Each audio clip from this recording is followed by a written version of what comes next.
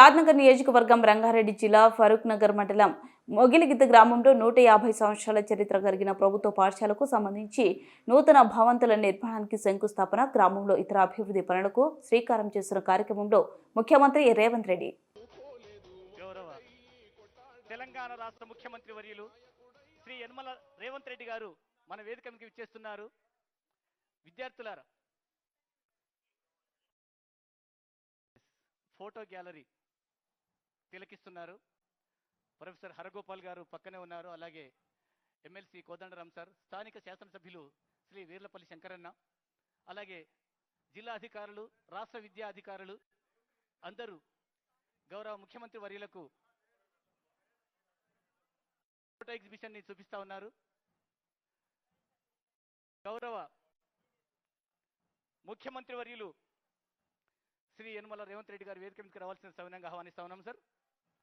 అలాగే శాసన మండలి చీఫ్ విప్ గౌరవ శ్రీ పట్నం మహేందర్ రెడ్డి సార్, అలాగే ప్రభుత్వ రంగ సంస్థల చైర్మన్, స్థానిక శాసనసభ్యులు శ్రీ వీర్లపల్లి శంకర్ గారు, శాసన మండలి సభ్యులు శ్రీ కోదండరాం సార్ గారు, ఈ పాఠశాల పూర్వ విద్యార్థి ప్రొఫెసర్ హరగోపాల్ గారు, director of school education Telangana state Shri Narasimha Reddy గారు, ఆర్జెడ్ మేడం శ్రీమతి విజయలక్ష్మి గారు, జిల్లా కలెక్టర్ శ్రీ నారాయణ రెడ్డి గారు, జాయింట్ కలెక్టర్ శ్రీమతి ప్రతిమా సింగ్ గారు, జిల్లా పరిషత్ పాఠశాలను ఏర్పాటు చేయడం జరిగింది.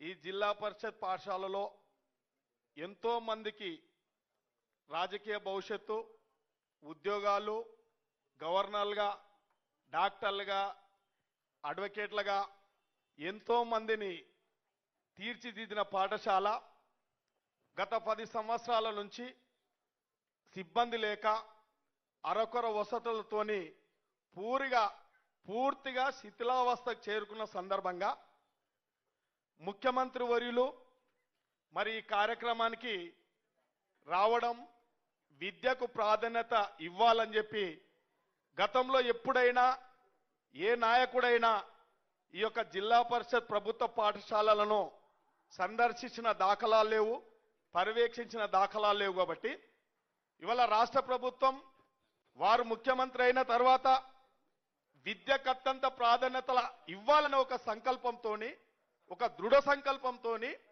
ఈ ప్రాధాన్యత ఇవ్వడం వల్ల గత జూన్ స్కూలు పునర్ప్రారంభం అయిన సందర్భంలో నేను, కలెక్టర్ గారు ఈ పాఠశాలకు రావడం జరిగింది. ఇవాళ పుస్తకాలు, డ్రెస్సులు కూడా ఇచ్చే సందర్భంలో ఇక్కడ చాలా ఇబ్బందులు ఉండే, కనీసం పాఠశాల గదులు లేక, టాయిలెట్స్ లేక, సిబ్బంది లేక ఎన్నో సమస్యలతో కొట్టుమిట్టాడుతున్న ఈ పాఠశాల ముఖ్యంగా ఈ గ్రామ పెద్ద మేధావి, రాష్ట్ర స్థాయిలో ముఖ్య మేధావి కాబట్టి వారు హరగోపాల్ సార్ గారు కూడా మేము వారిని విజ్ఞప్తి చేసినాం. సార్, మేము ఈ పాఠశాలను అన్ని విధాలా తీర్చిదిద్దడానికి ప్రయత్నం చేస్తాం సార్ అని చెప్తే వారి ప్రయత్నం, రాష్ట్ర ముఖ్యమంత్రి వర్యులను వారు ఆహ్వానించడం, ఈ గ్రామ పాఠశాలను విద్యార్థులకు రేపు భవిష్యత్తుకు ఒక పునాది వేయాలి, విద్యకు అత్యంత ప్రాధాన్యత ఇవ్వాలనే ఒక సంకల్పంతో ఇలా ముఖ్యమంత్రి గారు రావడం జరిగింది. కాబట్టి చాలా సంతోషంగా ఉంది, చాలా ఆనందంగా ఉంది. కాబట్టి అన్న, ఈరోజు మన ప్రభుత్వం అత్యంత ప్రాధాన్యత ఇస్తా ఉన్నాం కాబట్టి అందరికీ తెలిసిపోయింది. ఇలా భవిష్యత్తు ఈ రాష్ట్ర ముఖ్యమంత్రి అన్ని విద్యాలయాలను కానీ, అన్ని కాలేజీలను కానీ ఇవాళ ఏటీసీలు కానీ ఇవ్వడం జరుగుతూ ఉంది. కాబట్టి ఆ దిశగా మనం విద్యాభివృద్ధి చేస్తూ ఉన్నాం. కాబట్టి ఈ భాగంలో ఇలా జిల్లా పరిషత్కి రావడం చాలా ఆనందంగా ఉంది. కాబట్టి ఈ యొక్క కార్యక్రమానికి విచ్చేసినటువంటి ప్రతి ఒక్కరికి ధన్యవాదాలు, శుభాకాంక్షలు తెలియజేస్తా ఉన్నాం. మొగిలిగిద్ద ప్రభుత్వ పాఠశాల 150 సంవత్సరాలు పూర్తి చేసుకున్న సందర్భంగా ఈ గ్రామాన్ని, ఈ పాఠశాలను అభివృద్ధి చేయాలని పెద్దలు, తెలంగాణ సమాజానికి ఆదర్శప్రాయులు ప్రొఫెసర్ హరగోపాల్ గారు వారి నేతృత్వంలో ఈ గ్రామానికి సంబంధించిన పెద్దలు వచ్చి నాకు కలిసి ఈ పాఠశాల యొక్క గొప్పతనాన్ని వివరించడం జరిగింది. నాకు ఆశ్చర్యం అనిపించి నిజంగా 150 సంవత్సరాలు పూర్తి చేసుకున్న ప్రభుత్వ పాఠశాల పాత మహబూబ్నగర్ జిల్లాలో పాలమూరు జిల్లాలో ఉండడం, ఈ పాఠశాలలో హైదరాబాద్ సంస్థానం ప్రజాపాలనలోకి వచ్చిన తర్వాత మొట్టమొదటి ముఖ్యమంత్రి గారిని అందించిన పాఠశాల కావడం ఇది ఒక గొప్ప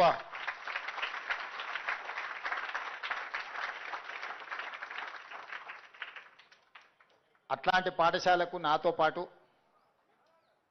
ఈరోజు ప్రొఫెసర్ కోదండరామ్ గారిని, మహేందర్ రెడ్డి గారిని, ఎమ్మెల్సీ దామోదర్ రెడ్డి గారిని, మీ స్థానిక శాసనసభ్యులు ఈర్లపల్లి శంకర్ గారిని, కార్పొరేషన్ చైర్మన్ నరసింహారెడ్డి గారిని, ఇతర అధికారులందరినీ గ్రామ ప్రజలందరూ ఆహ్వానించి ఈ కార్యక్రమంలో పాల్గొనే ఒక గొప్ప అవకాశం మాకందరికీ దక్కింది. ఎన్నో పాఠశాలలు, ఎన్నో కళాశాలలు, ఎన్నో యూనివర్సిటీలకు ప్రారంభోత్సవ కార్యక్రమాలలో మేము పాల్గొంటుండొచ్చు భవిష్యత్తులో, గతంలో.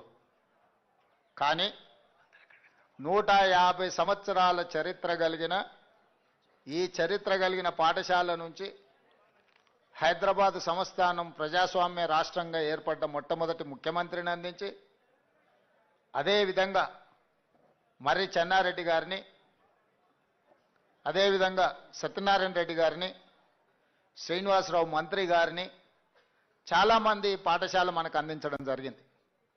ఆనాడు ఉర్దూ మీడియంతో ప్రారంభమైన ఈ పాఠశాల ఈనాడు ఈ సమాజానికి అవసరమైన మేధా సంపత్తును అందించడానికి ఇంకా కృషి చేస్తూనే ఉంది. వాస్తవంగా ప్రొఫెసర్ హరగోపాల్ గారు చెప్పినట్టు ఆనాడు చంద్రబాబు నాయుడు గారు, ఇతర ముఖ్యమంత్రులు ఈ గ్రామ అభివృద్ధి కోసం ఆనాడు జూనియర్ కళాశాలను ఇవ్వడం కానీ, రకరకాల ఈ గ్రామంలో తుర్రఖాన్ బాజ్ని ఈ గ్రామంలోనే నిజాంకు వ్యతిరేకంగా పోరాటం చేస్తుంటే స్వేచ్ఛ కోసం వారు నిరంతరం కృషి చేస్తుంటే గ్రామంలో అరెస్టు చేయడమే కాకుండా ఆనాడే గ్రామంలో పోలీస్ స్టేషన్, ఒక గ్రంథాలయం, అభివృద్ధి కార్యక్రమాలకు సంబంధించి గ్రామానికి ఇచ్చిండ్రు. మరి ఈరోజు తెలంగాణ రాష్ట్రం వచ్చిన తర్వాత ఈ గ్రామము, ఈ పాఠశాలను అద్భుతంగా అభివృద్ధి చేసుకొని భవిష్యత్ తరాలకు ఇది ఒక చరిత్రగా అందించాల్సిన బాధ్యత రాష్ట్ర ప్రభుత్వాల మీద ఉండే. కానీ గత ప్రభుత్వం పూర్తి స్థాయిలో దృష్టి పెట్టకపోవడం వల్ల ఈనాడు ప్రొఫెసర్ హరగోపాల్ గారు నా దృష్టికి తీసుకొస్తే తక్షణమే సార్ మీరు చెప్పాల్సిన అవసరం లేదు, ఆ గ్రామానికి అవసరమైన అన్ని అభివృద్ధి కార్యక్రమాలను ఇద్దాం, ఈ పాఠశాలలో ఇంకా ఈ రాష్ట్ర, ఈ దేశ భవిష్యత్తును నిర్మించగలిగిన విద్యార్థులను తయారు చేయడానికి అవసరమైన ప్రోత్సాహాన్ని ఇవ్వడం నా బాధ్యత. బూరుగుల రామకృష్ణారావు గారి తర్వాత మళ్ళీ తెలంగాణ రాష్ట్రానికి ముఖ్యమంత్రి అయ్యే అవకాశం ఈ పాలమూరు బిడ్డకు దక్కింది. ఇది పాలమూరు జిల్లా యొక్క ప్రతిష్ట, పాలమూరు జిల్లా యొక్క గౌరవం.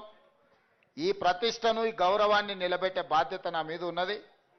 తప్పకుండా ఇక్కడికి సంబంధించి, ఈ పాఠశాలకు సంబంధించిన అభివృద్ధికి ఎన్ని నిధులు కావాలనో మనం ఇద్దామని తక్షణమే కలెక్టర్ గారికి నేను ఆదేశాలు ఇచ్చి, మీరు వెళ్ళి అక్కడ పరిశీలించండి అని చెప్తే పాఠశాల కోసం ఒక 10 కోట్లు, లైబ్రరీ కోసం, గ్రామ పంచాయతీ బిల్డింగ్ కోసం, వీటన్నిటికీ నిధుల ప్రతిపాదన, అదేవిధంగా ఈ గ్రామంలో సీసీ రోడ్ల కోసం, ఉపాధి హామీ పథకం నుంచి ఇవన్నీ ఒక 16 కోట్ల రూపాయలు ఈ గ్రామం యొక్క అభివృద్ధి కోసం ఈరోజు నిధులను మంజూరు చేయడం జరిగింది. అదేవిధంగా మా శాసనసభ్యుడు ఒక మైనారిటీ కమ్యూనిటీ హాల్ కూడా కావాలి గ్రామంలో ఉన్నారు అని చెప్పిండ్రు.